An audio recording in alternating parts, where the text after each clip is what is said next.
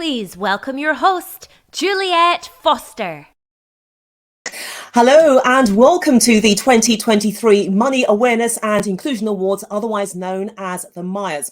Now, while I'm here, I also want to extend the welcome to our group in Singapore. They've been convened by our sponsors, Albiza Capital and the Sim Kee Boon Institute for Financial Economics. So guys, I want you to give me the biggest wave out there. Say hello to me. I don't want to be lonely. Hi.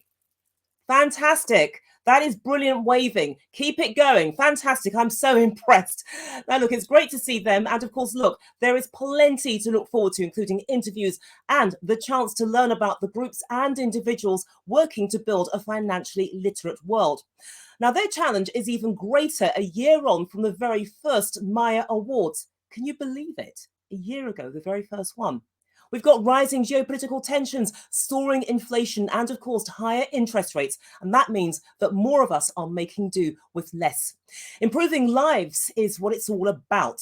Okay, it means understanding how money works. And this is the nub of what the MAIAs is all about. It's about challenging financial myths while encouraging inclusiveness, greater control, and ultimately better decision making. That's our journey. And today, we're celebrating that very journey.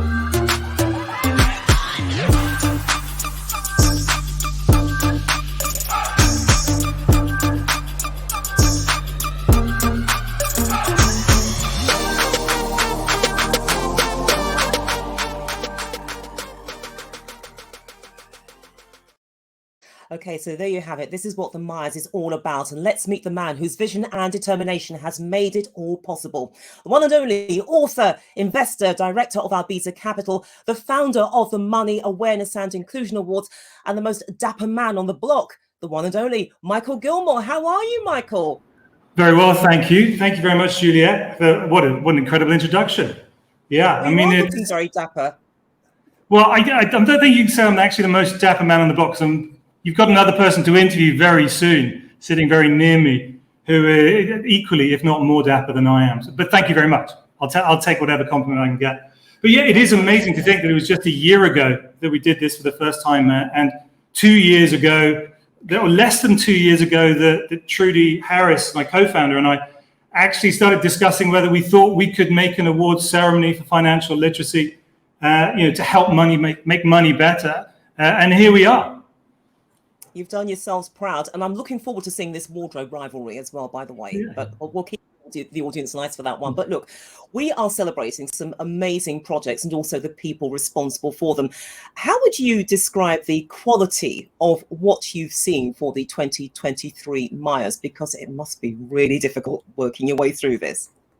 Yeah, it was. I mean, and it's actually one of the reasons I'm not a judge, obviously to keep myself independent, but I love everything I see. All these people are out there really trying incredibly hard. Even the people that don't make it to the finals are working incredibly hard to try and teach their beneficiaries, their communities, their families, how to handle their money better. So we had about 55% more entries, but actually the number of finalists that went through to the judges was more than double.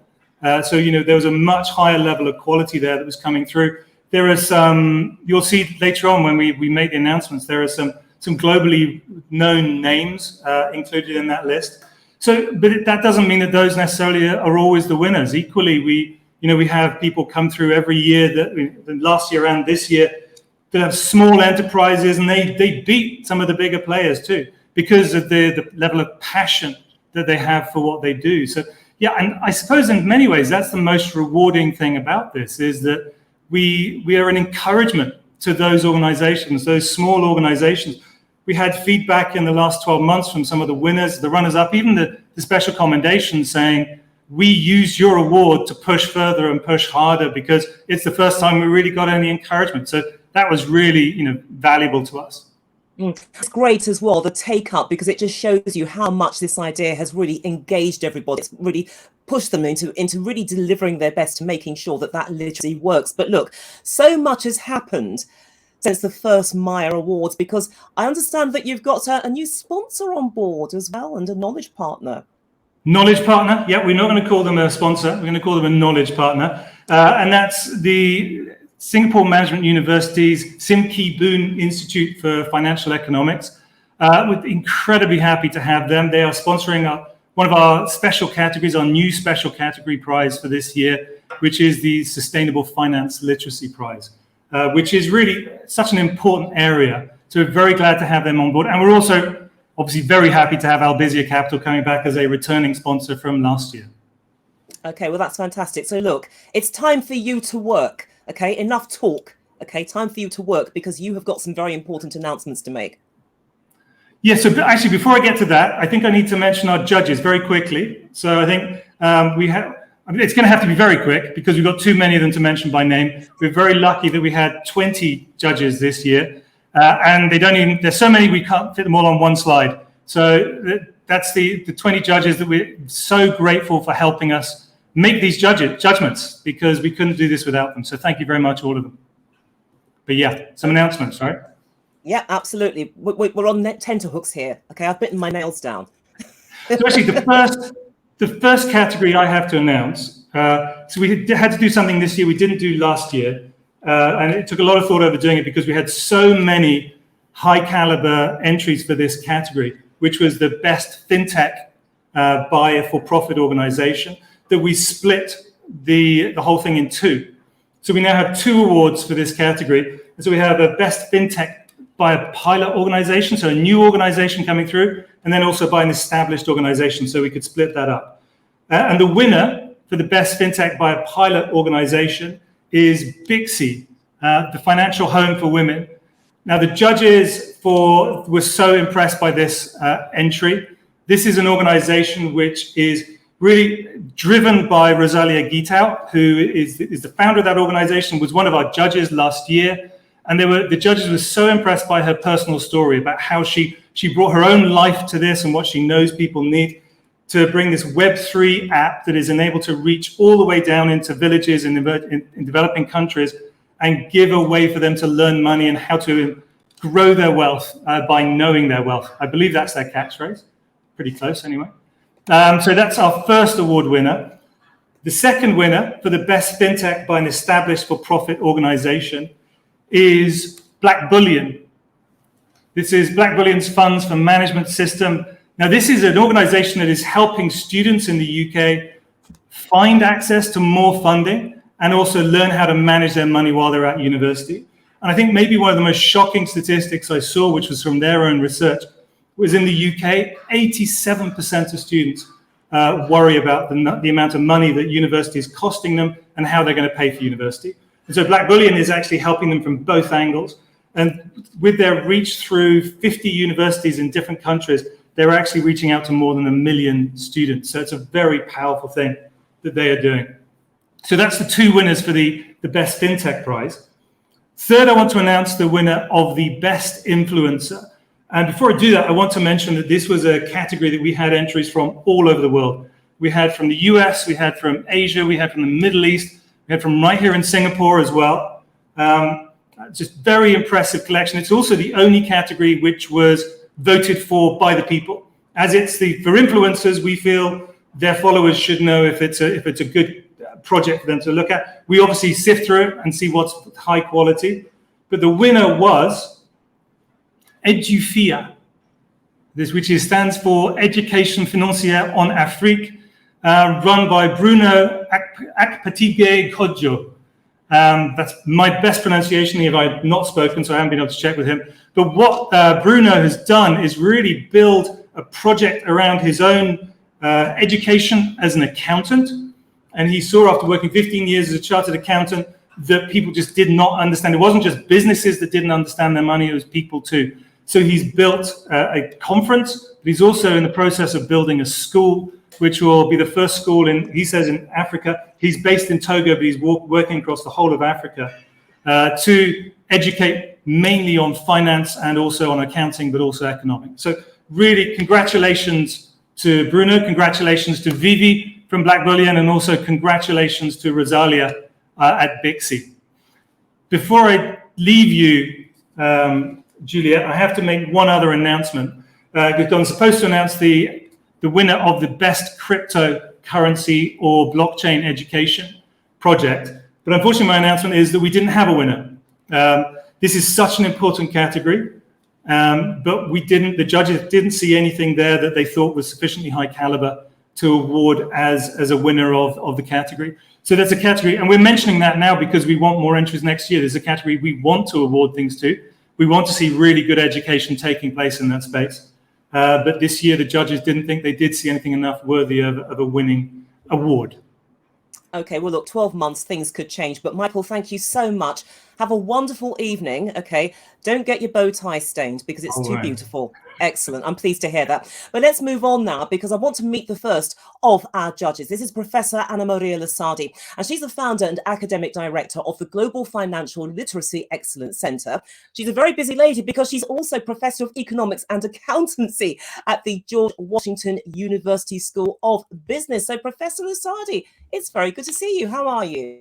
Hello. I'm very good and so excited about this event today. Excellent. And what I'd like to know from you is why was it so important for you to be involved? Because being a judge on these things is not easy, as just explained. Yes. Well, first of all, it's a great initiative. And who do this work need to be treated like celebrities. I love the red curtains. I love the celebration. This is a very important topic. And, I think we need to celebrate financial literacy. We need to celebrate people who do great work in financial literacy. I don't think you're going to get us disagreeing with that thought at all, but beautifully expressed. And what I'd like to do, just to probe things a little bit deeper, would you say that the issue of financial literacy is actually gaining more traction precisely because of the unsettled place where the world is now? So many things are happening, and the negative impacts, if you like, are being felt at once. And this is very strange territory. We've never seen this before. Yes, indeed. And, as the famous say, let's not let a good crisis go to waste. I think that, from the increase in inflation to the shutdown of the economy due to the pandemic, to the increasing risk due to climate changes and other changes, I think more than ever we could witness the importance of having financial literacy. And we could see that how financial literacy could act as a shield to protect people against being hurt by shocks. It's like a compass to navigate difficult situations. And so finally, I think we see financial literacy getting the attention it deserves, also from policymakers as well.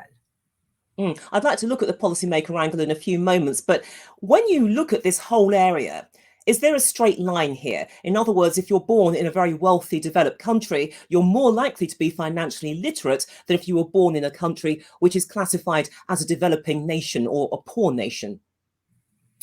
I have to say, when it comes to financial literacy, the world is flat, meaning that even people in countries with well-developed financial market, in developed economies, in fact, show low level of financial literacy. In other words, we cannot and should not take in financial literacy for granted, even in developed economies. So, we really need, in a sense, to improve probably financial literacy worldwide. And this is why this is such an important initiative. And this is why I'm so glad that the MAIA has this global perspective. It should have a global perspective. Would you say, though, that governments themselves, they've woken up to this and that they're getting involved with their own state-backed programs? And are there particular initiatives that have really caught your attention and which would fall under the title of impressive? Yes, when we look at the OECD, for example, at the policy and the report, we see that more than 80 countries are now implemented or have implemented a national strategy for financial literacy. So clearly it's getting a lot of attention from policymakers. I think the most important initiative and the most impressive one, I think, and the one I think all countries should be doing is having financial literacy mandatory and starting as early as possible, from elementary education all the way to college. It's very important that every school around the world now offer financial literacy because it's a skill that we all need. And from the school, you can reach the parents, you can reach the community. So it diffuses, and the school is the level playing field for financial literacy. So that's why we need, I think, a global initiative to really have it mandatory in every schools. And you've touched on some really good points there, which I know we're going to discuss with some of the other judges. But how do you see that financial literacy bridging the chasm between the haves and the have-nots? Because this is something which has really taken up a lot of debate, certainly in the United Kingdom, about those economic divides amongst different communities. Absolutely. And the research shows how much financial literacy matters and how much actually it's a determinant of for example, wealth and wealth inequality. So I actually do think that democratizing financial literacy, making financial education accessible to everybody, is a very important way to close the wealth gap, the disparity gap. It's a very important tool to fight inequality in developed countries and in the developing world as well. In other words, every way. It's a really global and important tool for us to address these important problems. Okay, well, we've now reached that point in proceedings when you are going to take us out of our misery. What I'm going to do is I'm going to stand back because I know that you are extremely keen to announce the names of our next group of winners. So, Professor Lusardi, it's over to you. Thank you so much. Well, I'm very excited to announce the winner of the best academic project or paper. And the prize goes to Marcus Leipold on the paper Sustainable Finance Literacy and the Determinants of Sustainable Investing. We were very excited about this paper. As the title says, it introduces a new concept, which is sustainable finance literacy. What is it? It's the knowledge of regulation, norms, and standards for financial products with sustainable characteristics, something we didn't know. So now that these have been tested, and in particular, the authors shows that it is linked to sustainable investing. So, if you have the knowledge, you are actually better able to invest in sustainable products and in owning sustainable products. And there is an important gender difference here. This is actually a topic that covers the 3 prizes I'm going to announce. So this is actually a very important finding, and I suggest everybody to read this important paper. We loved it. The second category, the second prize, is for closing the gender gap in financial literacy. And the prize goes to your Juno. This is a very another exciting initiative. Juno provides personalized financial education for women based on individual goals. And as the judges said, we love the gamification to keep engagement and take the pain out of financial planning. How about that? Congratulations to the winner. The next winner is, and the next prize is for the best non-profit project for underserved communities. And the prize goes to Savvy Ladies Free Financial Helpline for Women. This is a non-for-profit committed to advancing financial literacy for all women and providing free, unbiased financial education opportunities to help women achieve financial independence, build wealth, reduce economic and racial disparities. And the judges were not just so impressed by the work that has been done, but how quickly this has grown since it started. So very impressive project. Very excited about the winner. Congratulations to them. And this is why we need to celebrate today good work. These are projects that can make a difference. We need research to know how to do better. And then we need to apply that research, as in these two projects, so that we can have a chance to improve financial literacy around the world. Congratulations to all winners. Congratulations, absolutely. I have a feeling that those celebrations will be continuing for the week if the way that Michael and the team were dressed, actually. I mean, they are psyched up for it, and we're going to join them as well. But look, Professor Lusardi, thank you so much for announcing those winners and also taking the time out to judge, because it was a very competitive field, but great decisions, and thank you. Let's move on now, because I would like to welcome a very familiar face to those of you who watched the MAIA Awards last year. Professor Dave Fernandez is director of the SKB Institute for Financial Economics at Singapore Management University. Professor, how are you? I'm well. Thank you so much. Now, there's a bow tie theme going on here, because Michael's bow tie was blue. Yours is a bit more colourful, red and white. Are those stars on your bow tie? This is meant to be a night of celebration, and so we put on our best, and it really should be a night for us to formally celebrate the great work that our winners and other entrants are doing. You know, I feel very underdressed in comparison, but never mind, because look, it is fantastic to see you again. Why did you accept the invitation to judge a second time round? Because you know what, it is easy, as we've been hearing from Michael and also Professor Lusardi. Absolutely. Well, Juliet, when the MAIAs were created, it was obviously such a great initiative, and I was of course thrilled, to get in on the ground floor and to be a judge for the inaugural awards last year. Why do it a second time? I'm an economist, so I'm trained to think about supply and demand.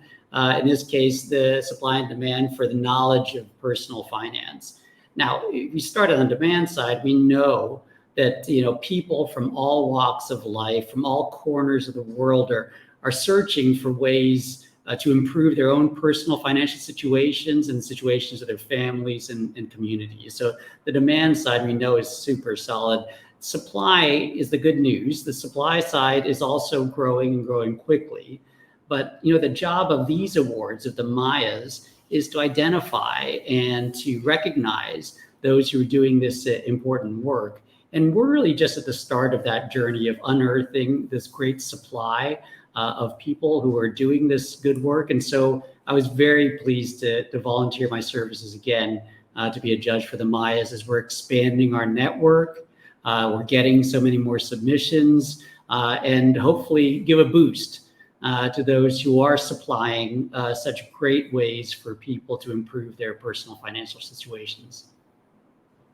I have a suspicion you've talked yourself into judging next year as well, but I'm sure you'll actually rise to the challenge on that one. But when you look at the quality of this year's entrants compared to last year, what are the differences? Are there key things that have stood out for you? So I'll just focus on one, and the key for me was more geographic diversity. Last year was already pretty geographically diverse.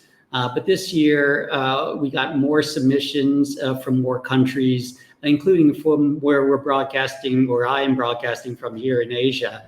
And that geographic diversity will come out, in the announcements as we go through this evening. And given that geographic diversity, what were you looking for when choosing the winners in the different categories? Did that location influence the judgments? Well, the baseline for everyone, no matter where their submissions come from, for me, of course, is academic rigor. Lots of people have lots of ideas about how to expand financial inclusion. Even more people are ready to tell you what you ought to do with your money. But let's be frank, some of these ideas are just bad. And so first and foremost, we need solid academic research to be supporting the applicants that we're going to, as a group of judges, recognize as the best in class. So that's the baseline of what I'd be looking for.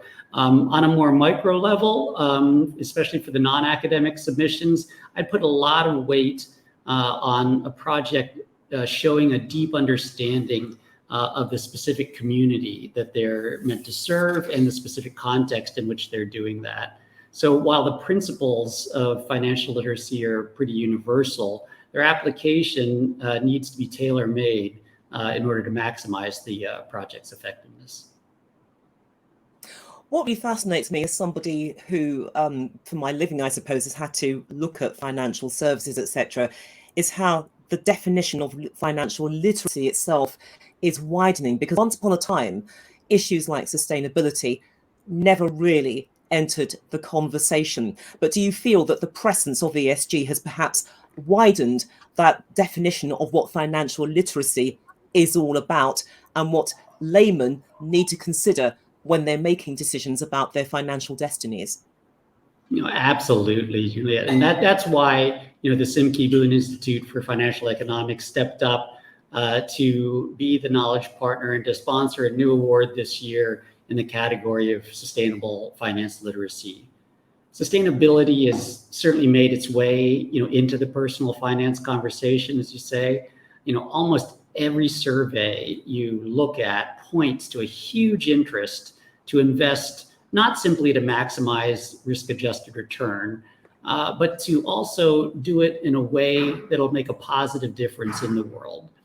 That said, it's not really clear if people really know what that means. And let's face it, we're in the very early days as a global financial community when it comes to defining what sustainable finance looks like. But the important thing is that this is clearly not a flash in the pan. It's not some trend that's going to go away in a year or two. The climate change, the recognition of the importance of diversity and inclusion, the centrality of good governance, all of these things will continue to grow in importance in the world of finance, and therefore that's going to widen the traditional definition of financial literacy. As I said in my introduction, this is a journey which we're celebrating today, but it is one that is ongoing. So do you feel, as an insider, that perhaps we are on track to where we need to be? Are you satisfied with the progress to date? Well, it's a journey, all right? And I think that is the right way to look at it. You think about the financial stresses that we continue to face in the world. There's really no doubt that there's a long way to go, but I do see progress. And let me cite something very specific in the academic and university space.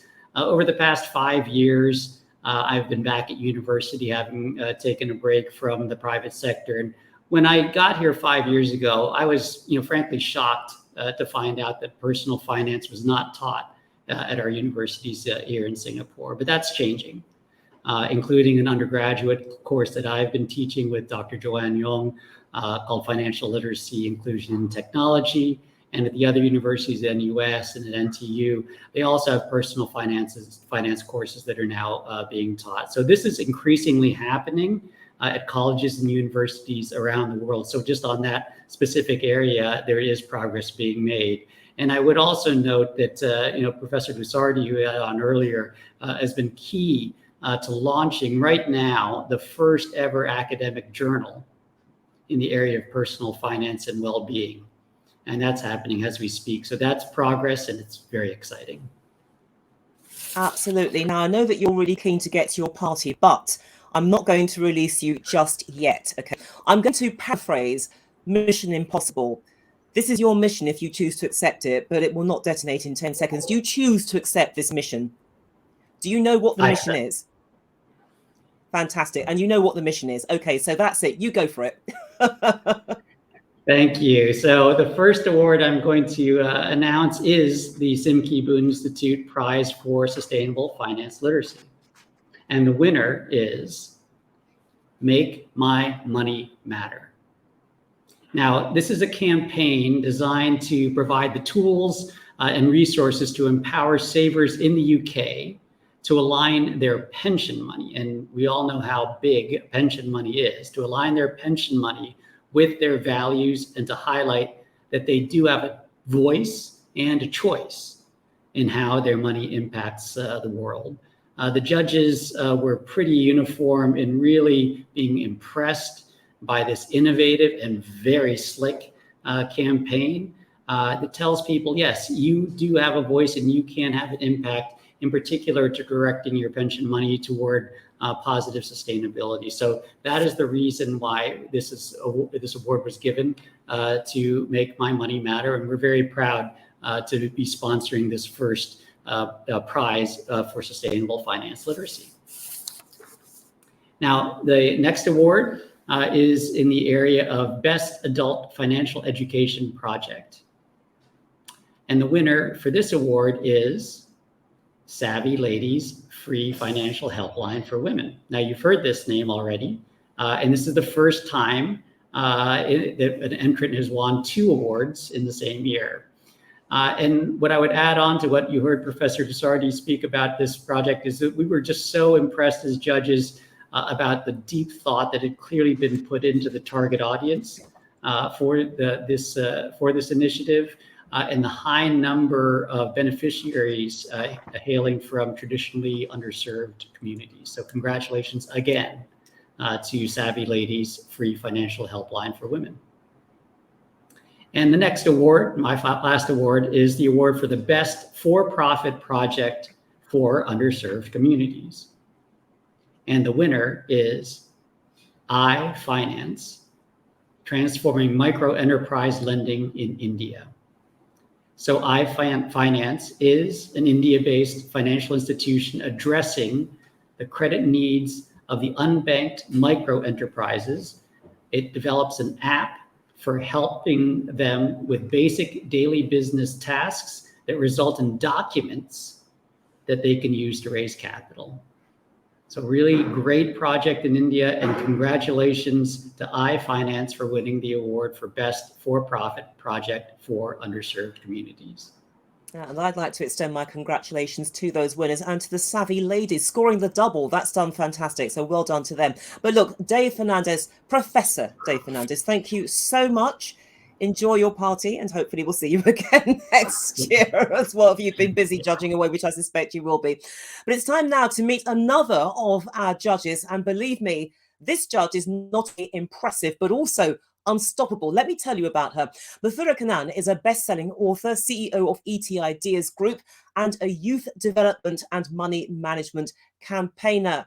Mafura, it's great to see you. Hello. Thank you so much for having me here, Juliet. It's a pleasure. Look, this is so congratulations on making it onto the panel here. But why are you so passionate about financial literacy? Why has it really gripped you? Wow. I think as a youngster, I was curious about money. I was confused about money. I had a lot of problems with money. I would tend to lose my money all the time. So I had weird experiences with regards to money. But I was curious about it, and I kept wanting to learn something about it. And I'm also an accountant by profession, so I think kind of shows my interest in there. I continued my interest in a way through my tertiary education. But I think what kind of like really gripped me is in my early 20s and late teens, I kind of started making a lot of mistakes with regards to money. I was not good at managing them at all. And I was wondering, why am I doing this and what's going wrong? So I learned a lot in those years. And I think the first thing that I wanted to do is kind of share that with people and make sure that my friends don't make the same mistakes. So a lot of weird experiences and amazing experiences with regards to money. And I think I just wanted to make sure that I contribute back and help people since I have an interest in it, I should definitely help people to address it as well. I love the honesty about being an accountant, but once upon a time I wasn't very good with money. But I mean, look, from the everyday discussions that you have with young people, what are they telling you about the concerns or fears that they have about money? What are the key themes that come up from those chats? I think a lot of youngsters are facing, for example, they're recovering from the pandemic. Some of them have lost their jobs, or they may not necessarily be in a career that they're interested in. So they are facing struggles in that. I also know a lot of them are laden with debts. They are starting off their life with student loans, car loans, and credit card loans, and all of these things combined together. And they're not very sure what they need to do. They're not very sure what is the right step to take. And I think personally, my generation has also faced a lot of, we grew up in an era where there's a lot of scams and they come to you directly. They can reach you on your phone, on your Instagram, and all these tools that you access all the time.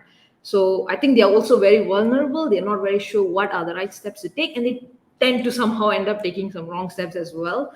So a lot of fear is there, and I think that is why things like MAIA is very important, so that we can address this and provide them the right guidance on who are the right people you can approach in a way. And to let them know, of course, that they're not alone in this, because these anxieties are shared. But do you think that perhaps they've increased because of the current global economic pressures that we're living through, and the fact that they're impacting in ways that perhaps we've never really seen before? Because if you talk to most economists, they would tell you that this unfortunate collision of circumstances, many of which are existential. Yes, for sure. I think it is the fear has increased because of how they're all coming together at the same time. And a lot of them also facing fear with regards to like AI. And like most of us had a plan when we went into universities, like, okay, I'm going to have a career in this field.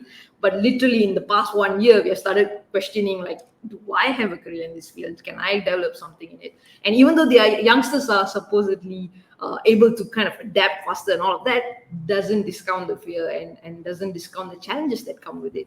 So I think it has definitely increased a whole lot more, but I hope that they will be able to adapt, and thanks to their age, adapt faster and address those issues in a way.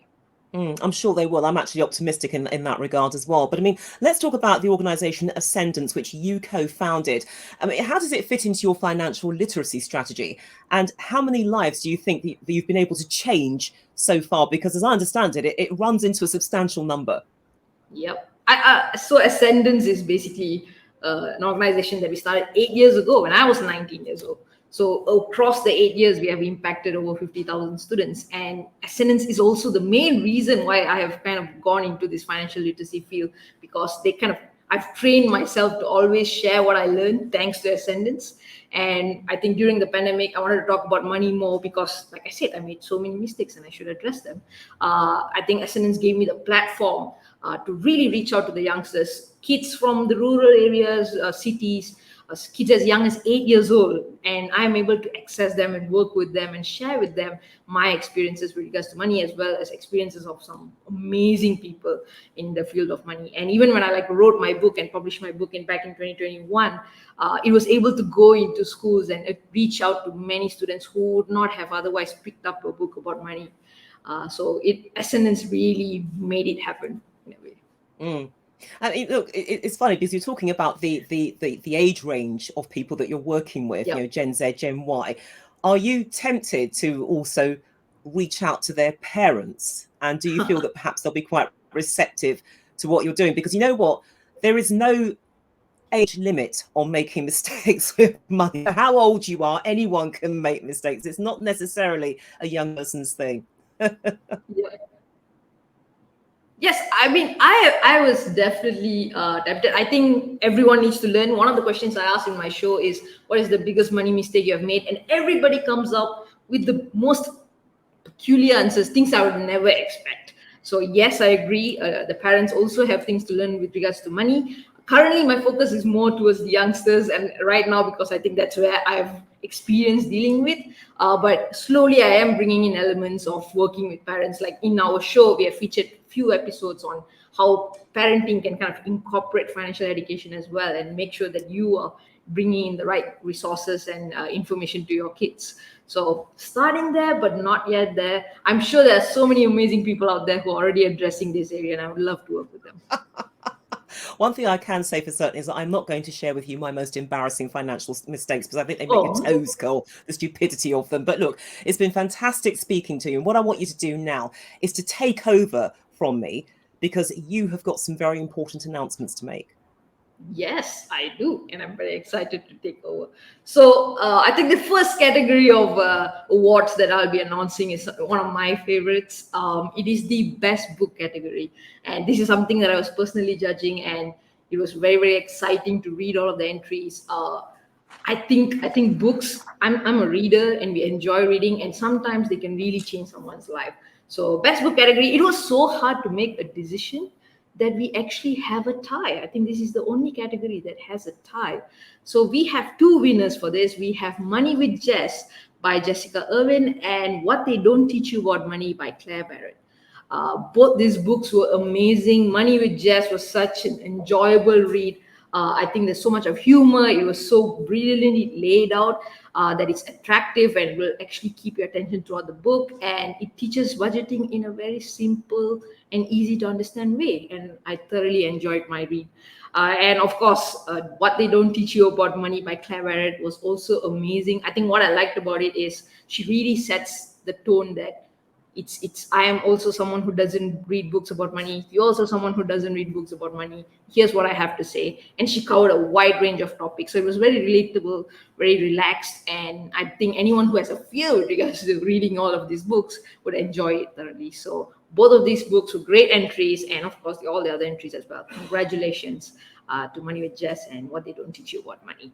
So the next award that I am here to announce is actually very, very exciting, and which is Best Teacher, Student, or Class-Led Project. As someone who works with a lot of teachers and students, this is very, very exciting for me to announce. And the winner is Anisha Singhal of Stuyvesant High School in New York, USA, leveraging journalism platform to drive financial literacy.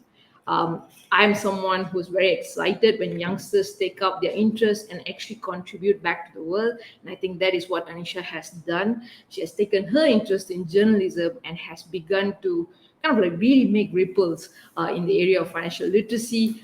She has written plenty of articles on why personal finance and financial literacy should be taught in schools. And I think plenty of news channels have picked it up and have started to have that conversation on should we be bringing this to more schools and making it something that is required in all of the schools.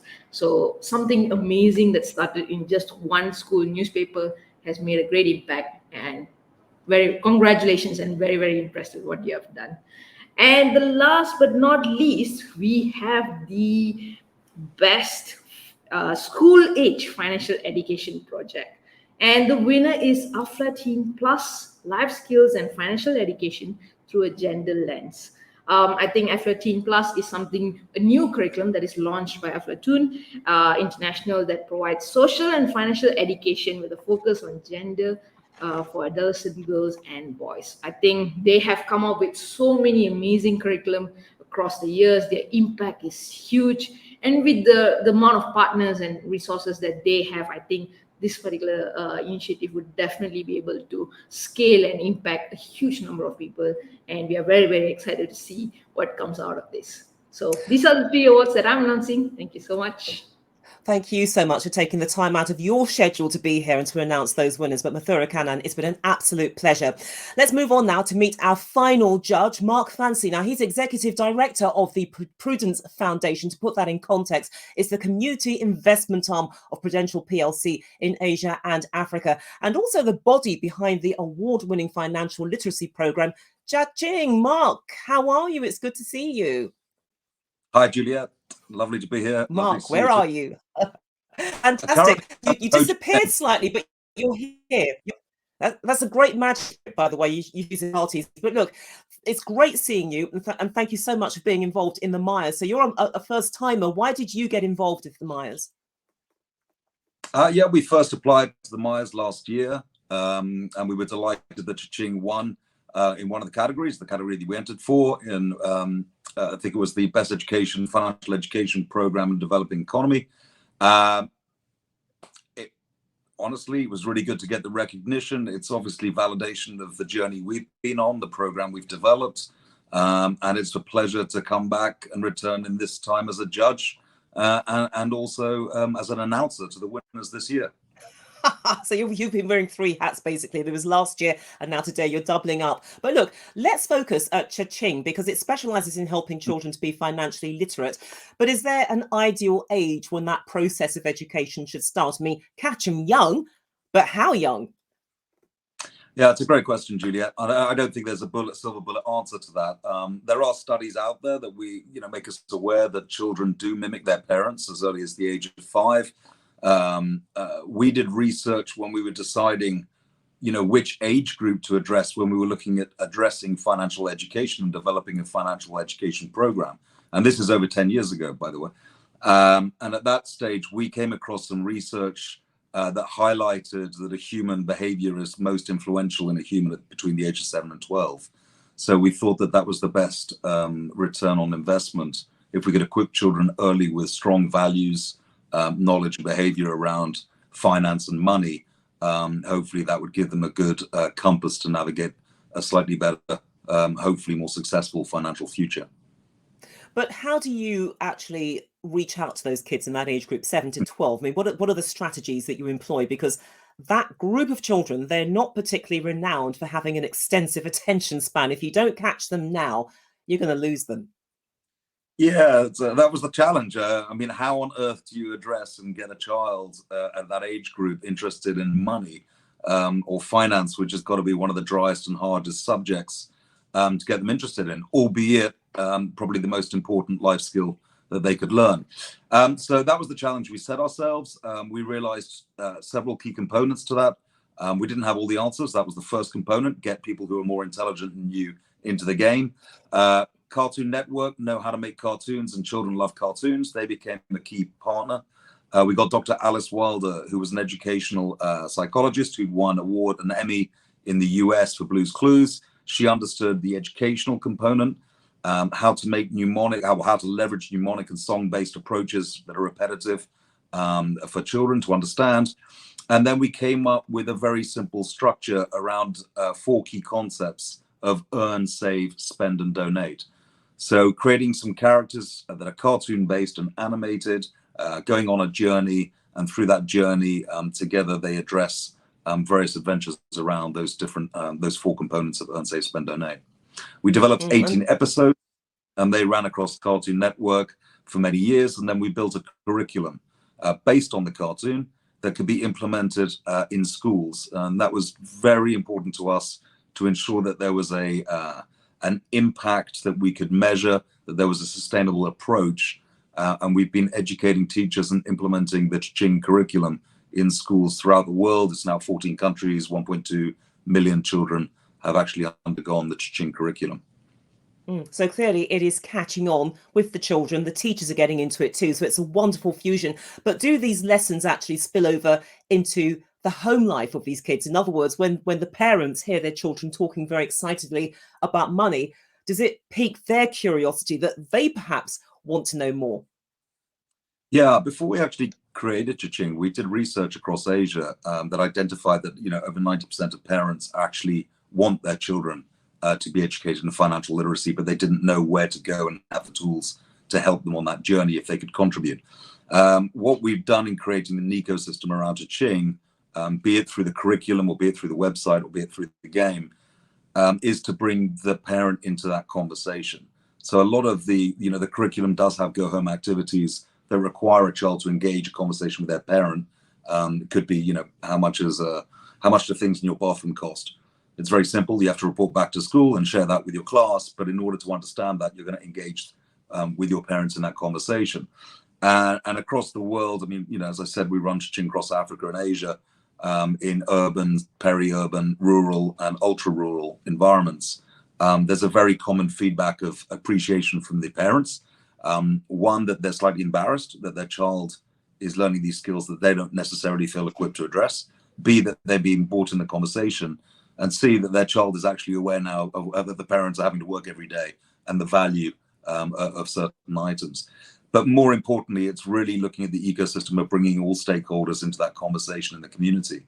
So whether that's teachers, whether that's the children themselves, or the parents as a whole, that's going to have a broader ripple effect. Okay, so win-wins all round, which is fantastic. But look, as I said in the introduction, Cha-Ching is award-winning. Very briefly, what does that tell you about the way that the initiative itself is perceived and the progress you're making towards achieving your goals?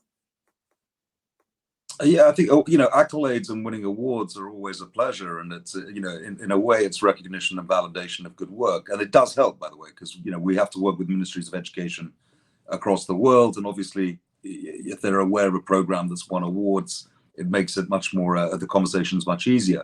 I'd also say that we had a leading financial expert do a review and analysis of Cha-Ching, looking at quite a lot of data of over 200,000 children in 5 different countries to evaluate its impact, and that helps as well. So if you couple sort of academic research, consultancy reports, accolades and awards, they all contribute to the success of a program, be it Cha-Ching or the other wonderful programs that we're learning about today. Okay, well, look, what I'd like to say to you is, Mark, keep up the good work, but don't disappear just yet. Okay, you need to understand that when you come onto these award things, you have to work. Okay, and you're going to do some work for me right now because you have to name some winners. I'm more than happy to. That's a lovely problem. It's not a problem. It's a lovely work to undertake. Yes, it's a great pleasure to be on the other side of the fence and announce certain winners. So the first one is in a category for Best Entrepreneurship Education Program, and I'm delighted to announce the winner is the Teenage Entrepreneur. This is a subscription-based online guidance platform that provides students across a variety of activities, workshops, mentorship sessions, and more, featuring C-suite executives and successful entrepreneurs. And the judges felt that this was a really cool approach, a very Netflixy style content, and a platform that would really appeal to the target audience that it was made for. So many congratulations to the Teenage Entrepreneur. The second category that I have the pleasure to announce is for the Best Non-Profit Project in a Developing Economy. And the winner is Ostry. Ostry is a digital offline app that assists local partners in delivering financial education to rural communities through animated videos in local languages, which are easy to understand for smallholder farmers with low financial literacy levels. And from a judge's perspective, and I remember reading about this one, we thought it was just a very innovative approach and really critical to have the offline capabilities, given the target audience that this programs are meant for. So many congratulations to Ostry. And last but not least, the last category is for Best For-Profit Project in a Developing Economy. And the winner is Bixie, the Financial Home for Women, which is our second winner of 2 awards for tonight. So congratulations, Bixie. You've already heard about it, but it's a Web3 powered app that connects women with knowledge, network, and tools to manage their money and their investments. Judges were super impressed by Bixie's effectiveness, increasing the net worth of over 500 female-owned SMEs supporting their micro-investment projects. So many congratulations, Bixie. Back to you, Julia. Thank you very much. Congratulations to you as well, Mark, for announcing that so beautifully. Okay, you killed the suspense and we now know who the winners are. Thank you so much. But look, it is time to go, really, because that is it, sadly. But before we close out, I want to extend my thanks to all the judges for their hard work. As you heard from them, it is not an easy thing to do when there is so much quality. Congratulations to the winners, especially Bixie and Savvy Ladies, because they won twice over. That's amazing. Well done to you guys. But also commiserations to those of you who didn't pick up any awards. Please do not be disheartened, as there is always next year. And finally, a big, gigantic, off the scale thank you to Michael Gilmore, whose MAIA's vision continues to go from strength to strength, as you've already seen. Everybody have a wonderful day wherever you are in the world. Keep safe, and I hope to see you again very soon. Goodbye.